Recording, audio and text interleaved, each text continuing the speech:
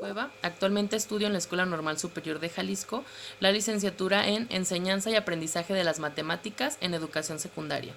En este corto video se va a hacer una propuesta de planificación didáctica para abordar un aprendizaje esperado con ayuda de la experimentación. Este sería mi prototipo de planeación. Lo primero que vemos por aquí es el enfoque pedagógico, en el cual se optó por usar la metodología STEAM para lograr el aprendizaje esperado, ya que la metodología STEAM, a diferencia de otras metodologías, no se engloba distintas disciplinas. Entre ellas son la ciencia, la tecnología, la ingeniería, las matemáticas y el arte. Esto permite que el estudiante tenga una formación básica e interdisciplinar. Y esta misma interdisciplinariedad es capaz de agrupar no solo un conocimiento, sino varios, como ya vimos. Además, permite que el estudiante tenga un enfoque holístico del aprendizaje, el cual permea en cómo el estudiante construye su propio aprendizaje. Por lo que, además de ver este enfoque pedagógico, tenemos distintos puntos que se tocan en esta planeación, que sería el perfil de egreso, los principios pedagógicos, los propósitos generales y los propósitos por nivel educativo, los cuales son tomados de el documento de aprendizajes clave. Más adelante tenemos el campo formativo del aprendizaje esperado que vamos a desarrollar en el alumno en esta propuesta, el cual es pensamiento matemático, cuyo eje temático sería forma, espacio y medida, y el tema magnitudes y medidas, teniendo así el aprendizaje que vamos a desarrollar en esta propuesta como el cálculo del volumen de prismas y cilindros rectos. Tal cual, calcula el volumen de prismas y cilindros rectos. Antes de comenzar a ver la planeación, hay dos directrices preliminares para poder planear, las cuales serían el contexto y el diagnóstico, en este caso enfocados al grupo en el que nosotros vamos a trabajar. Pero al ser esta una mera propuesta de didáctica, decidí optar por contextualizar en cuanto a por qué se eligió esta metodología como la más óptima para desarrollar el aprendizaje esperado, viendo en el contexto global esta rapidez con la que se empiezan a cambiar algunas de las disciplinas educativas y cómo la inmersión en nuestra vida cotidiana de las tecnologías de la información y comunicación hace que el panorama cotidiano cambie en distintos sectores de la sociedad, y esto como consecuencia la necesidad de satisfacer nuevos perfiles de egreso de los estudiantes. Por lo que esta metodología, al abarcar y ser tan interdisciplinar, distintas ciencias, distintas disciplinas, nos ayuda a generar en los alumnos un aprendizaje más significativo, más transversal y además situado. Y en segundo punto, la segunda directriz, que sería el diagnóstico del grupo, me tomé la libertad de hacer un pequeño estadístico del tratamiento de la información que en su momento hice de mis distintas prácticas docentes para llegar a concluir en un estadístico general y promedio, no solo hecho de los diagnósticos, estos diagnósticos no solo de canales y estilos de aprendizaje, sino también de cuestionarios y de mi propia observación de los grupos, llegando a la conclusión de que el canal predominante de los alumnos de secundaria sería el kinestésico, con un 38% de la población de la muestra, seguido por un 33% de visual y un 29% de auditivo. Además, me pude percatar que los alumnos muestran un peculiar interés en actividades donde ellos sean los protagonistas, donde ellos construyan su propio conocimiento a través de distintas actividades propuestas por el maestro, que sean creativas, lúdicas y además situadas. Pasando así a los tres momentos de la secuencia didáctica, que sería el inicio, el desarrollo y el cierre. Si vemos en el aprendizaje esperado que vamos a desarrollar en esta propuesta, nos dice el verbo calcula, podemos ver en la taxonomía de Bloom que se encuentra en el tercer escalón de procesos cognitivos, por lo que antes de yo llegar a desarrollar en el alumno este aprendizaje esperado y llegar a este proceso cognitivo de la aplicación, el alumno tiene que antes identificar, conocer el concepto, el aprendizaje, el conocimiento, y después comprenderlo para poder así aplicarlo. Por lo que en esta secuencia didáctica en el inicio se van a abordar estos dos primeros escalones con refuerzo en el desarrollo, y para que el desarrollo, la mitad del desarrollo y el cierre, podamos estar trabajando ya en el tercer escalón de este proceso cognitivo según la taxonomía de Bloom. Comenzando entonces con el conflicto cognitivo propuesto por su servidora, que en realidad es muy sencillo, más una pregunta detonadora, en la cual yo reto o meto esta curiosidad al alumno de cómo podría él determinar el volumen de una corona de oro sin usar ningún método tradicional, es decir, o alguna fórmula o algún aparato de medición, sino cómo se les ocurriría a ellos encontrar este volumen. Entonces, en la secuencia didáctica aquí vemos el inicio de la misma, donde pues se da una pequeña bienvenida y se habla y se le es consciente al alumno de cuál será el aprendizaje esperado, pidiendo que lo escriban, además de presentarles esta pregunta, este cuestionamiento en el conflicto cognitivo. Esta parte de la secuencia va a ser la organización de forma individual, donde el alumno en su cuaderno pues va a anotar una pequeña propuesta de solución en cuanto al cuestionamiento planteado de cómo obtener este volumen, y pues anotar por ahí el aprendizaje esperado para que siempre esté al tanto de qué proceso y qué es el objetivo que se quiere llegar,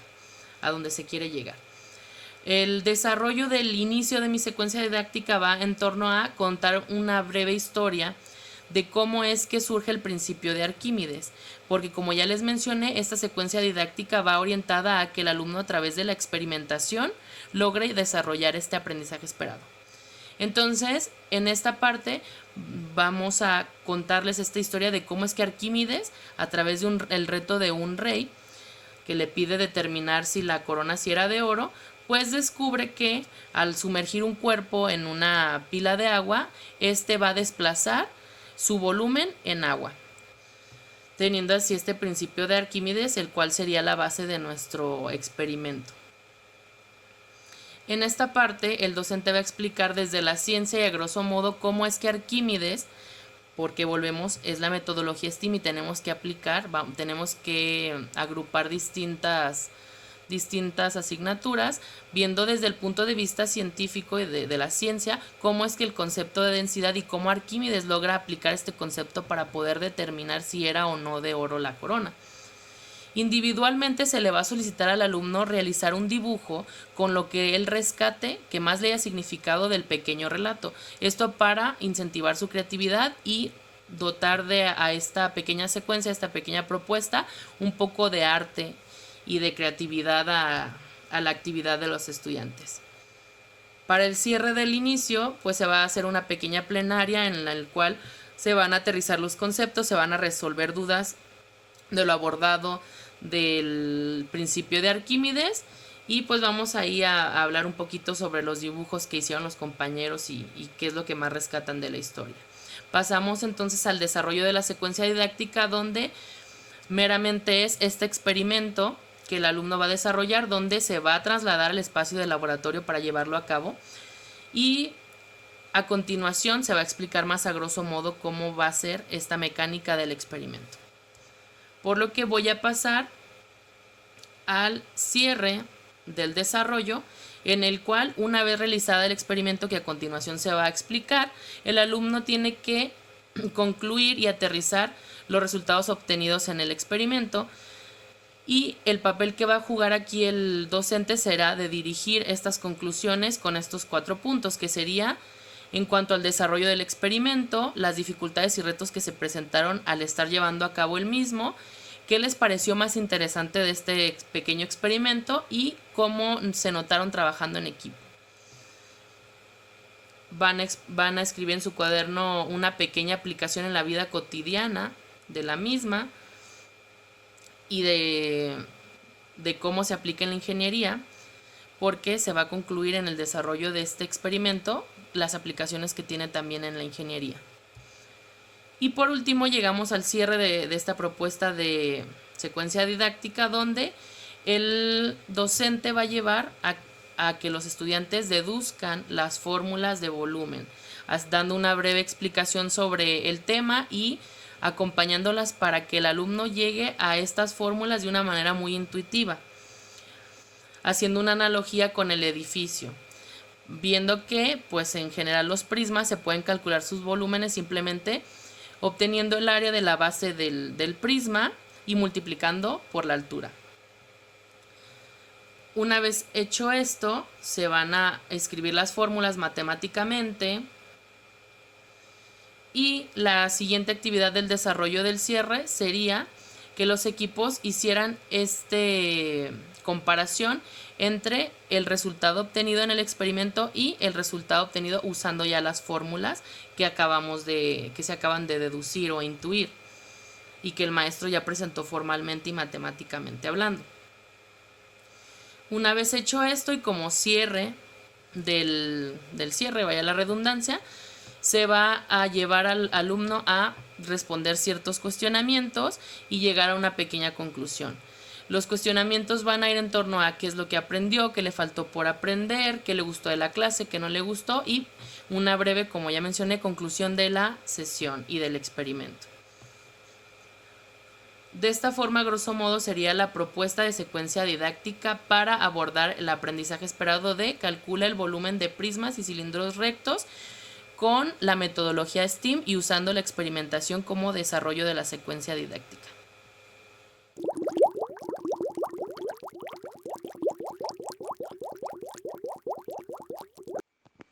Para llevar a cabo el experimento de Arquímedes se requieren los siguientes materiales: plastilina, regla, hoja de papel, lápiz y probetas graduadas. Además, se necesitará desplazar a los alumnos al laboratorio. Una vez hecho esto y teniendo los materiales a la mano, el docente solicitará a los alumnos formen equipos de 4 integrantes, de los cuales el docente asignará distintas funciones a cada uno de ellos. 2 de estos serán los encargados de crear los cuerpos geométricos que el docente le solicite. Otro será el encargado de medir y tomar lectura del agua en las probetas graduadas. Y el último será el que registre los datos obtenidos de las lecturas. Es importante mencionar que todos y cada uno de los alumnos deben estar inmersos en todos los procesos para llevar a cabo el experimento. Es importante que el docente haga énfasis en el impacto que tiene este principio tanto en la ingeniería como en la ciencia y cómo al realizar un procedimiento experimental o empírico se deben de cuidar ciertos detalles para evitar caer en el error, como por ejemplo al determinar las funciones en un solo estudiante de medición y toma de lecturas, se evita que exista un error de percepción visual. Para dar inicio al experimento, el docente solicitará al alumno crear un cubo de 1 centímetro cúbico, mientras el alumno encargado de realizar las lecturas en la probeta llenará la probeta de agua hasta una medida acordada por el equipo, misma que le hará llegar al encargado de registrar las lecturas. Una vez terminado esto, se depositará el cubo en la probeta y el alumno encargado de tomar las lecturas observará el incremento en el fluido en la probeta. Es importante que en este punto el docente haya dejado claro cómo tomar las lecturas en la probeta y hablar a grosso modo sobre el fenómeno de capilaridad, hablando sobre que la lectura del agua se va a tomar en la parte más baja del fluido. Una vez registrada la lectura, el docente hará la siguiente pregunta: ¿cuál es la diferencia entre la lectura inicial y la lectura final? Permitiendo al alumno inferir que esta diferencia entre ambas lecturas va a ser el volumen desplazado de agua. Al darse cuenta que este volumen desplazado de agua es igual a 1 mililitro cúbico, el docente guiará las conclusiones de los estudiantes para concluir que 1 centímetro cúbico es equivalente a 1 mililitro de agua desplazado, permitiendo de esta forma al estudiante determinar cualquier volumen de cualesquiera cuerpo geométrico. Por lo que en la segunda parte del experimento, el docente solicitará al alumno crear 3 prismas con diferentes dimensiones para que, repitiendo el procedimiento anterior, puedan encontrar el volumen de cada uno de ellos. Como actividad final, el alumno tendrá que dimensionar, apoyándose de la regla, los prismas, para que en la actividad de cierre, con apoyo de las fórmulas deducidas, puedan hacer la comparación entre los resultados obtenidos de forma empírica y los resultados obtenidos con las fórmulas matemáticas para calcular el volumen de